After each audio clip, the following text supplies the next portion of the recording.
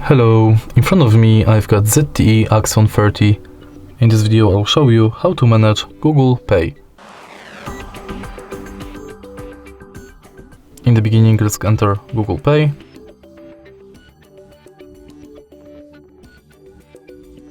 Tap Get Started.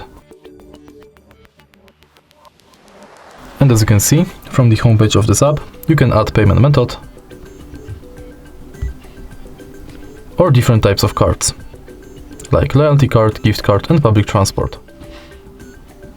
From the menu, you can manage all of your payment methods, check full list of participating banks,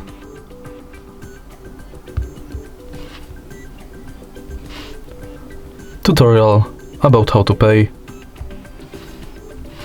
and your activity.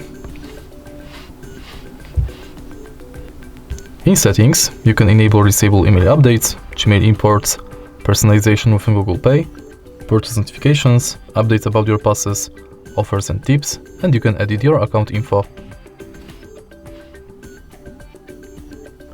In contactless setup, you can set payment method, check if NFC is on, if Google Pay is set as your default, if you've got a lock screen set, and if your phone meets security requirements.